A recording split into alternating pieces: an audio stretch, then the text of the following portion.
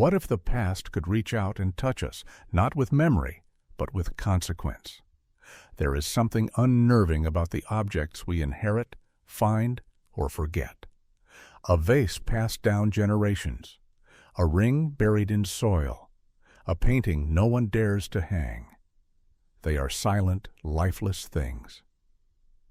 And yet, some of them carry stories too chilling to ignore, as if they've memorized the grief, fear, and fury of those who touch them. This is not a ghost story in the usual sense. There are no chains rattling in the attic, no flickering shadows behind curtains. Instead, we begin with a quieter kind of haunting, the kind that dwells in the fabric of objects, a kind of memory that clings to silver and stone, to canvas and wood. And it doesn't whisper. It waits. Across centuries and continents, stories have emerged. They follow a rhythm, uncanny in its repetition. Discovery, delight, devastation. A child finds an old toy and dreams turn to nightmares. A car crashes again and again, long after the original driver is gone. A painting survives every fire it witnesses, as if flames refuse to consume it. Each of these stories starts with something innocent, a wedding gift, a portrait, a collector's prize.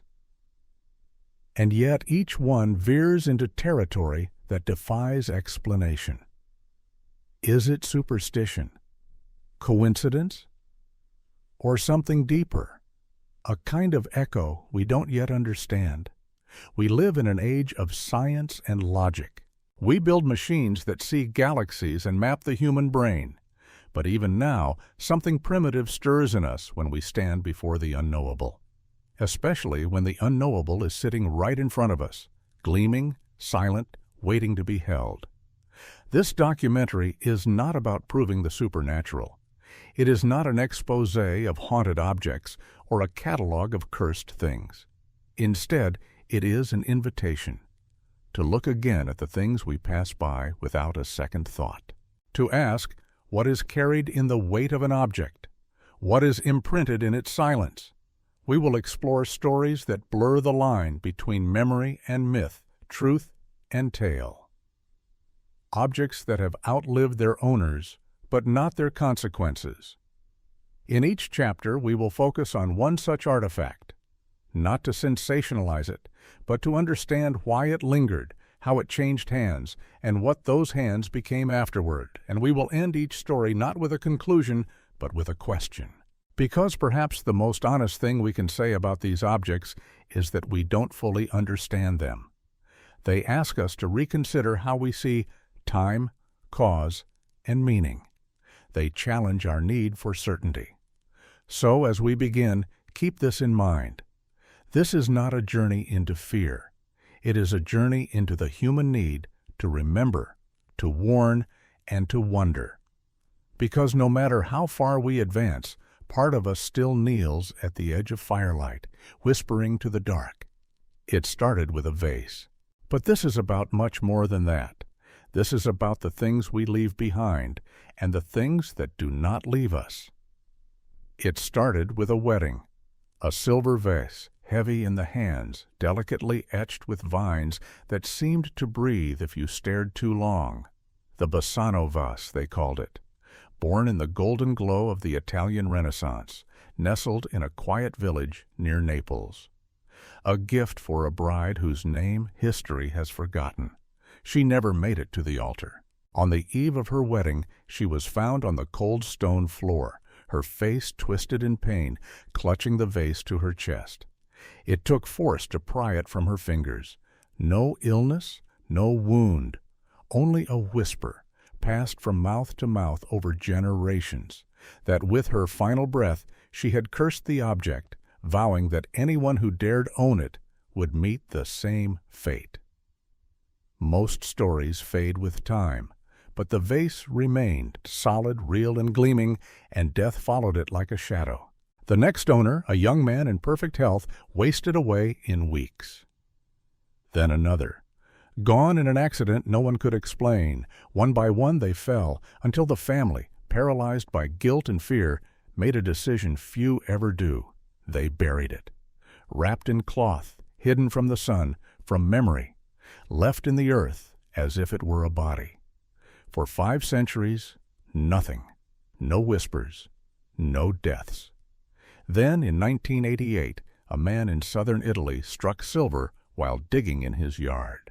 The vase was unearthed like a sleeping thing, tarnished but unmistakably valuable. Inside, a crumbling note, "Beware, this vase brings death." He laughed. Sold it. The curse, it seemed, was not ready to die. A pharmacist bought it next. 3 months later he was gone, a sudden heart attack. A surgeon followed, then an archaeologist, all healthy, all gone within weeks.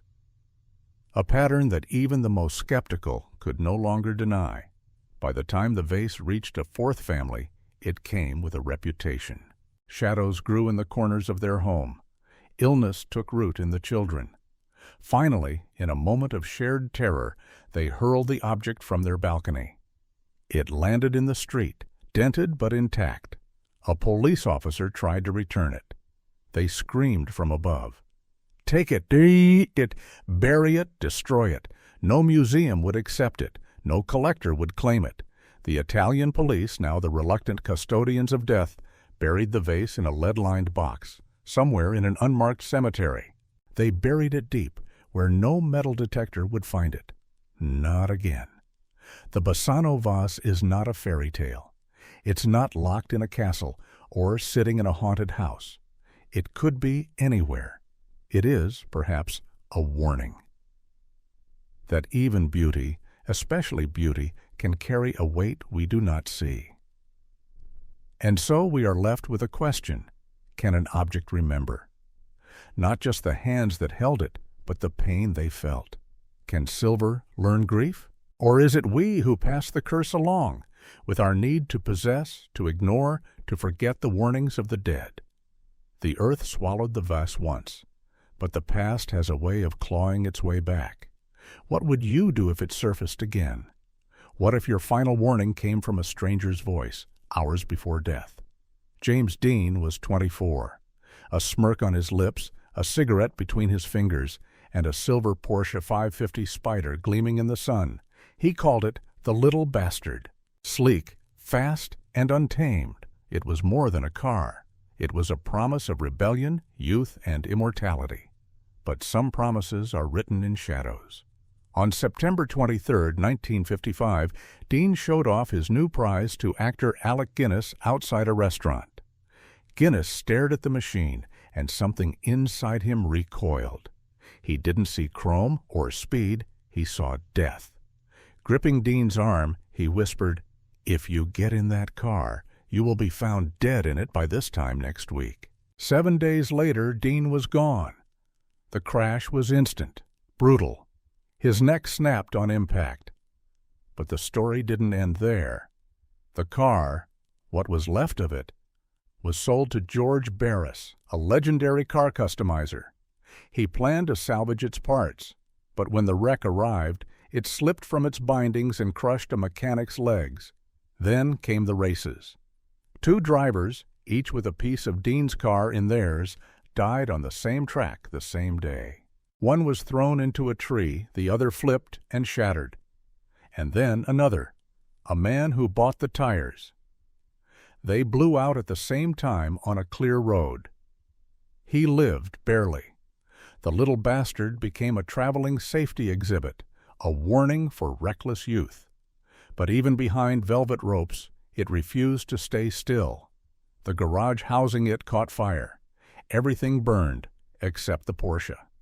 Later, it broke free from its mounts at a high school exhibit and shattered a student's pelvis. In 1960, while being transported again, the truck driver hauling it crashed.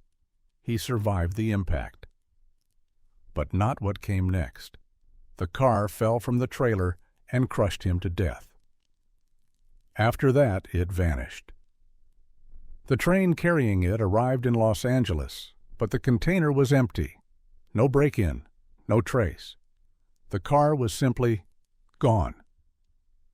Some say it was stolen. Others think it disintegrated, its mission complete. But maybe it's still out there, tucked in a forgotten garage or buried in a collector's vault, silent and waiting. We love to tell stories about cursed objects as if they're relics from ancient times.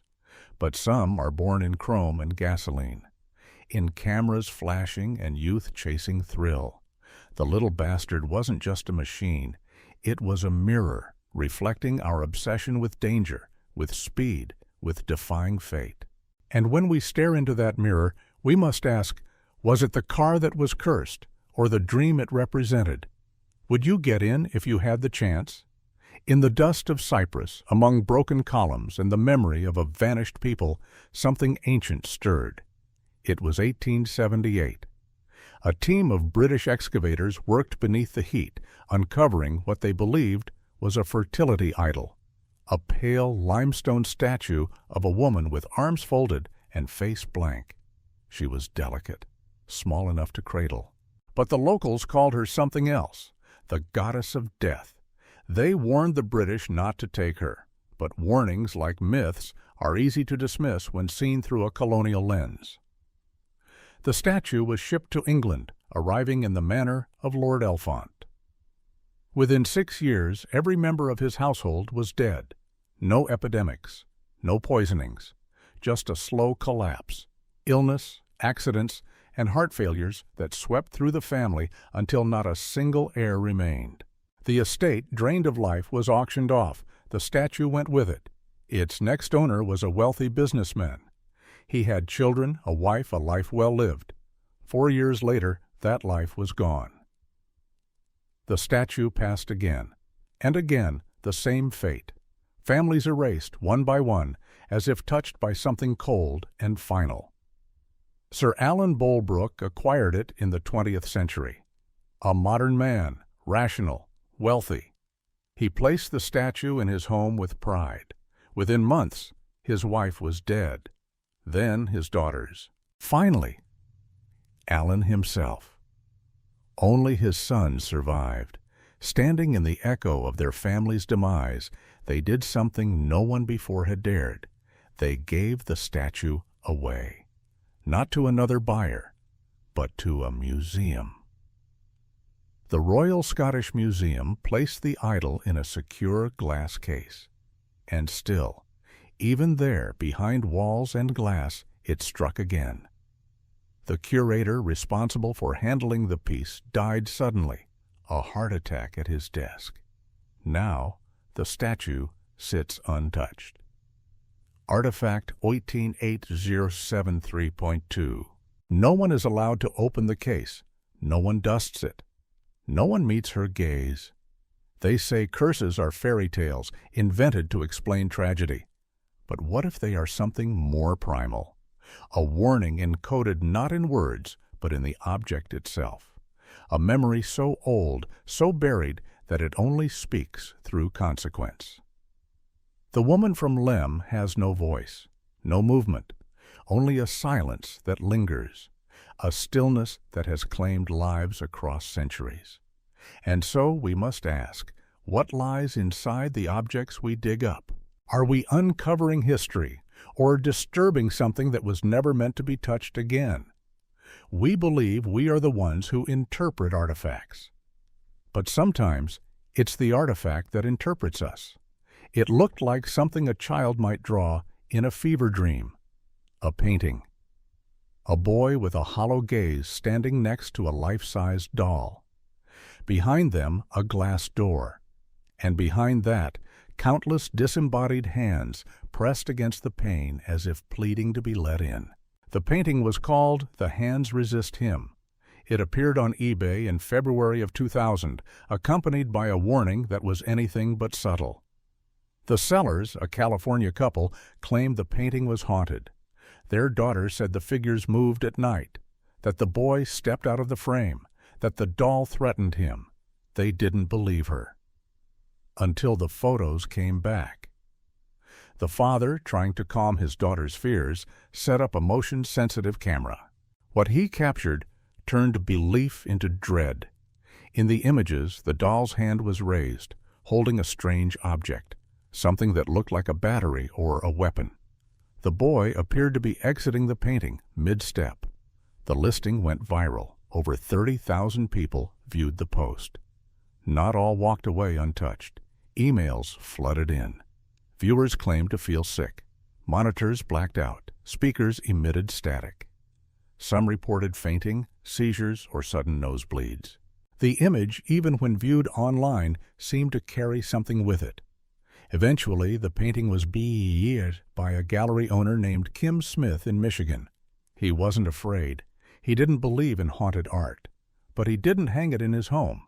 Instead, he tracked down the artist, Bill Stoneham. The boy was Stoneham himself, he explained. The door symbolized the line between waking and dream. The hands were possibilities, but the painting had its own trail of casualties. The first critic to review it died within a year. So did the first gallery owner to display it. And the actor who first purchased it, John Marley, passed away shortly after, during heart surgery. Smith still owns the piece. It rests in storage, unshown. He receives emails to this day, people asking to bless it, to exorcise it, to destroy it. Bill Stoneham, perhaps sensing something deeper in the painting than he first realized, painted a sequel. But the original remains untouched, its figures frozen in their eternal tableau. It raises a deeper question. Can art trap emotion? Not beauty, not wonder, but fear, anxiety, loss? We think of paintings as windows into the soul, but what if sometimes they are doors? And what happens when the hands no longer resist? It looked like just another piece of furniture. A simple, worn oak chair sitting quietly in a Yorkshire pub. But over the centuries, that chair, known as the Busby Stoop chair, would be linked to more deaths than many weapons of war. The story begins in 1702 with Thomas Busby, a violent man, a drunkard, and a counterfeiter. He wasn't feared for his crimes, but for his temper, especially when it came to his favorite chair. One afternoon, he came home to find his father-in-law sitting in it. An argument erupted. Later that night, Busby murdered him in cold blood. Sentenced to death by hanging, Busby had only one final request: to enjoy a drink at his favorite pub, sitting in his beloved chair. As the guards came to take him away, he shouted into the room, "May sudden death come to anyone who dares sit in my chair." Most laughed it off. At first, the chair stayed in the pub, even as the decades passed. It became a local dare, a test of courage for visitors. But during World War II, the curse turned deadly. Airmen from a nearby Royal Canadian Air Force base began frequenting the pub. Time after time, pilots who sat in the chair never returned from their missions. Shot down, engines failed, disappeared without a trace. The pattern grew too precise to ignore. In 1967, 2 Royal Air Force pilots, drunk and mocking the legend, sat in the chair together. On their drive back, their car veered off the road and slammed into a tree. Both died instantly. Then a builder took a lunch break in the chair. That same afternoon, he fell from a roof and was killed. A delivery driver sat down for a moment, dead from a heart attack the next day. A cleaning lady accidentally sat in it while dusting, diagnosed with a fatal brain tumor soon after. By the 1970s, the landlord could no longer bear it. It was as if death had a permanent seat in his pub. He begged the Thirsk Museum to take the chair, but only under one condition: no one must ever sit in it again. They agreed. Today, the chair hangs 5 feet up on a wall, suspended like a relic. Beneath it, a plaque tells its story. Visitors can stare, but they cannot touch. There is something primal about chairs. They invite rest, comfort, safety. But this one demands something else: respect or distance. Was Busby's final curse just a drunken shout? Or did he bind something darker into the wood?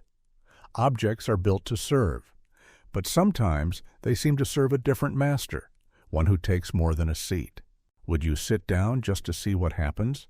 Some gems sparkle, others seem to swallow the light. The Black Orlov is not a jewel that dazzles. It absorbs, drawing in the gaze like a dark star. Weighing in at 67 carats, the diamond's beauty lies in its defiance, its refusal to shine like others. But its darkness may run deeper than color. Its origin? A shrine in India, where it was known as the Eye of Brahma. It had been set in the statue of the god of creation until one day a man, perhaps a monk, perhaps a thief, pried it loose. The desecration, legend says, called forth a curse. Whoever held it would meet a violent end. The stone was taken west. In 1932, it appeared in New York in the hands of J.W. Paris, a wealthy diamond dealer. Within months, he was dead, having leapt from a Manhattan skyscraper. Then came the Russian nobility. Princess Leonila Galitzine-Baratinsky was next. She adored the jewel until she threw herself from a building in Rome. Days later, Princess Nadia Orlov, who had also worn the diamond, did the same. 2 women, 2 deaths, the same city, the same jewel. Whispers spread. The diamond was cursed, tainted. Enter Charles F. Winson, a gem dealer who believed he could outwit the legend. He purchased the Black Orlov and cut it into 3 smaller stones, believing that to change its form was to break its hold. No deaths have been reported since. But still, no museum displays it. No one wears it openly. The pieces vanished into private hands, names unspoken. And among gemologists it remains taboo. Some refuse even to speak of it. Perhaps it's because we believe value and danger are opposites. That what is rare must be beautiful, and what is beautiful must be safe. But sometimes beauty is the mask. The diamond, after all, began as an eye. Whose gaze does it still carry? And what does it see when it looks back at you? He was only a boy, painted in oil and sorrow. In the 1950s, Italian artist Giovanni Bragolin created a series of portraits that captured the same haunting theme: children crying. Among them, one image stood out, a small boy, alone, with a single tear on his cheek. It became known simply as the Crying Boy. Mass-produced and distributed throughout the UK in the decades that followed, the image found its way into thousands of homes. It was kitsch, familiar, safe, until the fires started.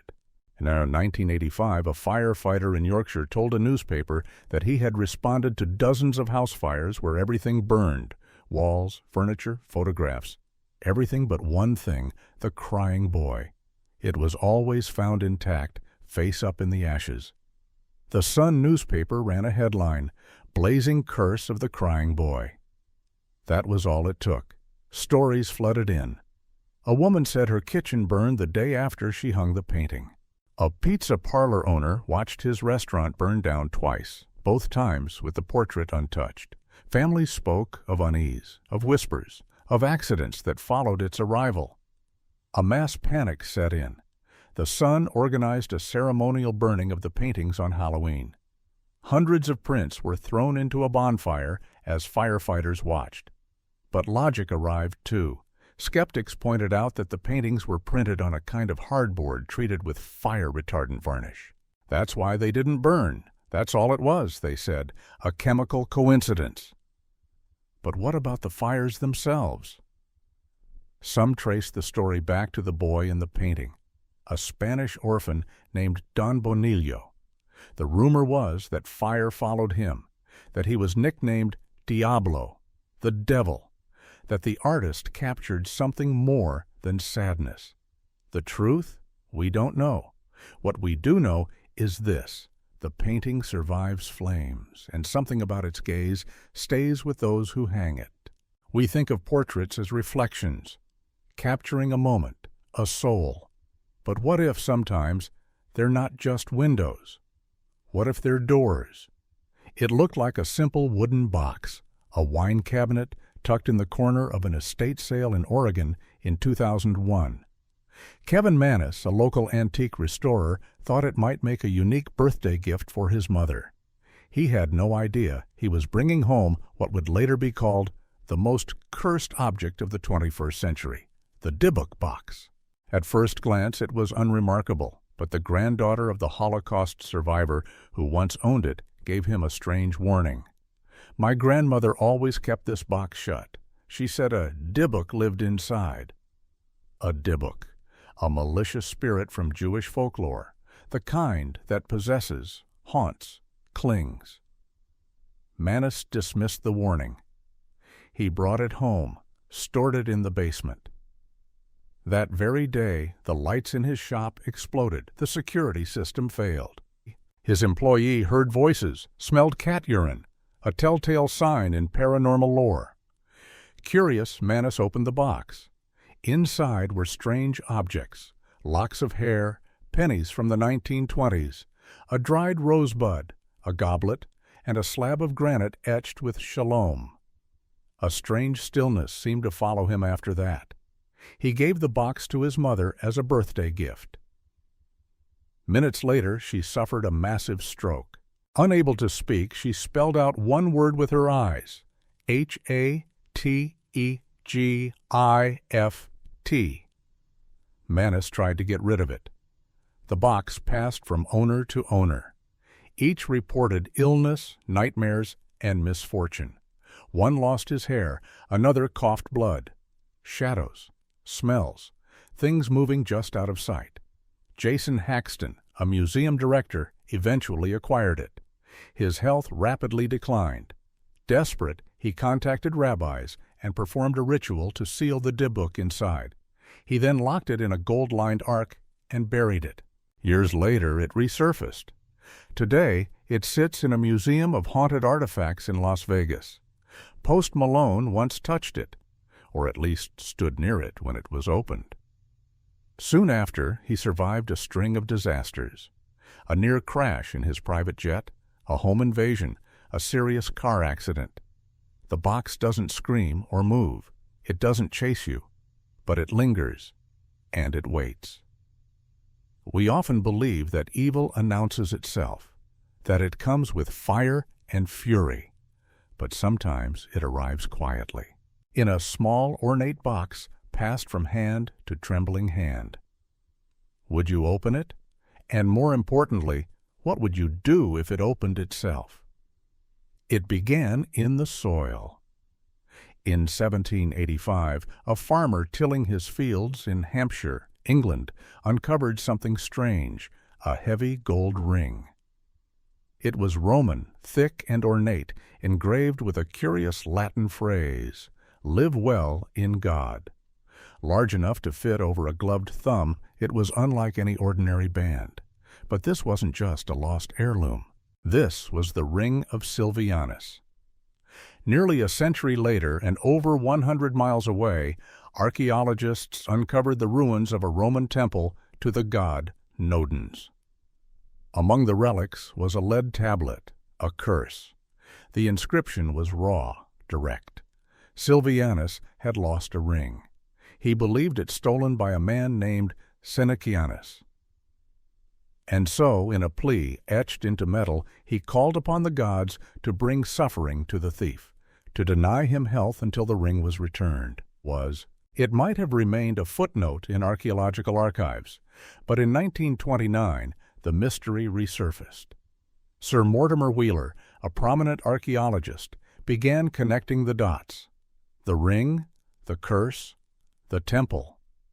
The link was too strong to ignore. Wheeler sought expertise. He turned to a professor at Oxford, a man steeped in ancient languages and myth, J.R.R. Tolkien.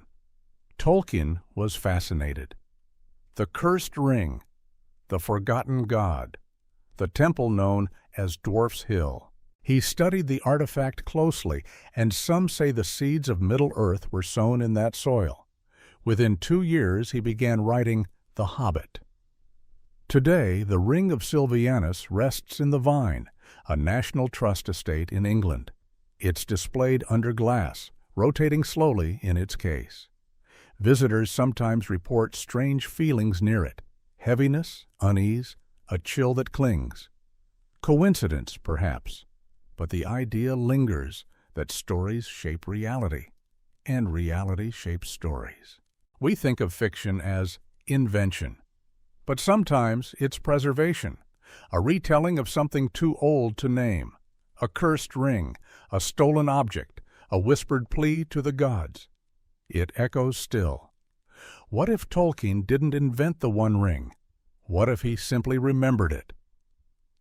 The mountains held their breath that day. September 1991.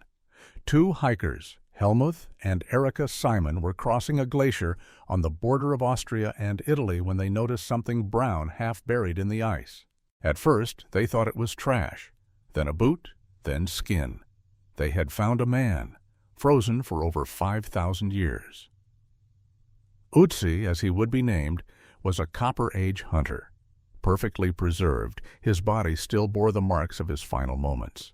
An arrowhead lodged in his back, defensive wounds on his hands. He had died violently, alone, high in the mountains. But he had not been forgotten. His discovery was hailed as one of the most significant archaeological finds of the century. Alongside his body were tools, clothing, and a copper axe, a time capsule from a forgotten age. And then the deaths began. Dr. Rainer Henn, the forensic pathologist who first handled the body with his bare hands, died in a head-on car crash en route to a conference about the Iceman. Kurt Fritz, the mountain guide who led the team to Ötzi's location and uncovered his face, died in an avalanche. He was the only one in his group to perish. Journalist Rainer Holzel, who filmed the removal of the body, developed a brain tumor and died months later. Helmuth Simon, who had discovered Ötzi, vanished during a hiking trip. His body was found at the bottom of a cliff, the victim of a sudden storm. Dieter Warnecke, head of the rescue team that found Simon's body, died of a heart attack the day after the funeral. Dr. Konrad Spindler, a leading Ötzi researcher, once mocked the idea of a curse. "The next thing you'll say is that I'll be next," he joked in an interview. He died shortly after. 7 people, all connected to the Iceman, all gone in unusual or untimely ways. Of course, science offers explanations. Accidents. Illness, coincidence. But the pattern is haunting, too symmetrical, too exact. Today, Ötzi rests in a specially controlled chamber in a museum in Bolzano, Italy. He is visible through a small window, kept at the same temperature and humidity as the glacier that once held him. Researchers wear protective suits, officially to preserve the body. Unofficially, perhaps to protect themselves. We like to believe that history is inert, that the past cannot touch us. But some things were never meant to be uncovered, and some stories, no matter how cold, still burn. It doesn't scream. It doesn't move. It doesn't even breathe. And yet, it lingers. Somewhere beneath layers of metal, glass, and soil, a silver object rests, waiting, forgotten, but not forgiven. The Basano Vase, the little bastard, the woman from Lemb, the crying boy, the Dybbuk box, the hands resist him. Ötzi, the Black Orlov, the ring of Silvianus. 10 stories, 10 threads. Each one stretches across generations, cutting through culture, time, and reason. They begin in beauty or curiosity, then slowly twist into tragedy. Not with theatrical flourishes, but with quiet, unsettling repetition. A heart stops. A car crashes. A home burns. A family vanishes. These stories share more than just pattern. They share silence. The kind of silence that follows an unanswered question. The kind that grows heavier the more you try to explain it away. Skeptics offer comfort, chemicals, coincidence, psychological suggestion. And often they're right, but sometimes objects take on more than just fingerprints.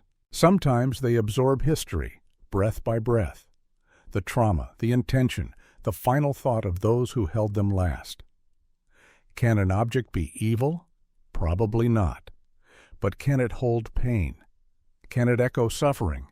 Perhaps. Maybe we don't carry curses in the way ancient legends claim. Maybe we carry consequence, the reverberation of something unresolved, like sound trapped in a closed room, refusing to fade.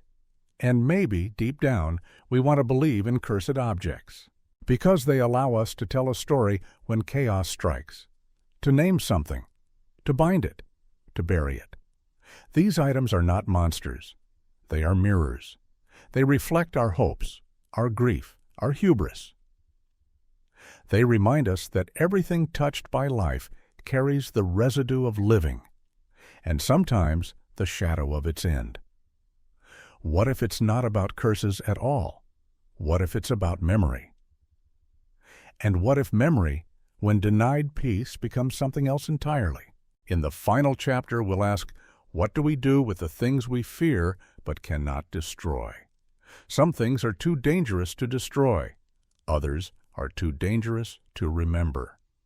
And a rare few, they're dangerous simply to possess. That is the thread running through these tales, the tension between reverence and fear, between the urge to collect and the need to escape.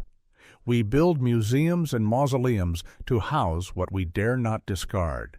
We encase cursed chairs in glass, suspend haunted paintings behind velvet ropes, and bury deadly vases in lead-lined tombs.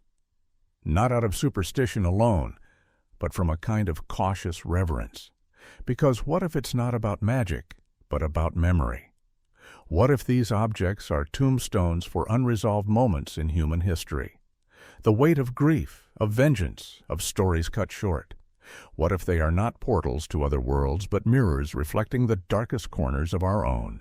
We treat them as anomalies, but in truth, they are reminders that even in a world of science and silicon, we remain deeply, stubbornly human, drawn to beauty, afraid of loss, willing to risk everything for a sense of meaning.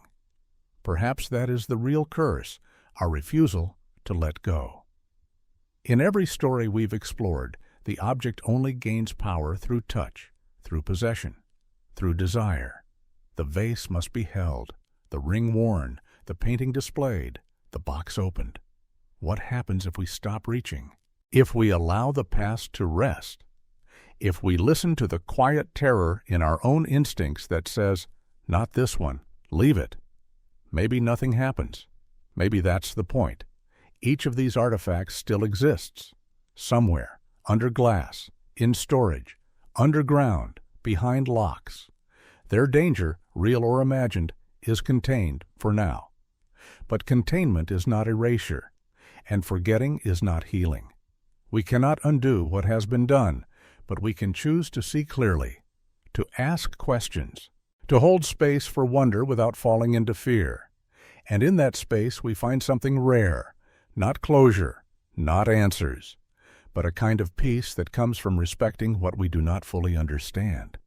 In the end, maybe the objects were never cursed at all. Maybe it's we who were never ready to hold them. What if the object isn't cursed at all? What if we are? This journey has taken us through centuries of artifacts, a vase buried for fear of its hunger, a car that continued to kill long after its driver died, a statue that left death in every household it entered. But the real story, the deeper story, is not about the objects. It's about us. Because we are the common thread, we give these things meaning. We fear them, we touch them, we pass them down. And when things go wrong, when lives unravel and patterns emerge, we look for something to blame. Something small enough to hold in our hands. A painting, a ring, a box. In doing so, we reveal something deeply human. Our need for stories, for cause and effect, for reasons that make sense of the senseless. And maybe, just maybe, we're not wrong to do so. We carry our griefs in our bones. Who's to say the world around us doesn't absorb that sorrow? That emotion, raw, unresolved, doesn't echo in the things we leave behind? A cursed object isn't just an object. It's a moment, frozen, a tragedy distilled, a mirror that shows us how much we want control and how little we truly have. That's the true tension of these stories. Not whether they're true, but whether they feel true, whether they resonate with something inside us, something ancient, something cautious, something that still listens when the wind moves through an old house at night. We've walked through silver and wood, ash and shadow. We've opened doors we can't close, and in each case, we've come away changed. Not terrified, not broken, but reminded that the line between wonder and warning is thin, reminded that the past is never as far away as we pretend, reminded that some questions are worth asking, even if they have no answers. So the next time you see a painting at a yard sale, a ring buried in the dirt, a doll behind glass, pause. Listen, not because it's cursed, but because it might remember you.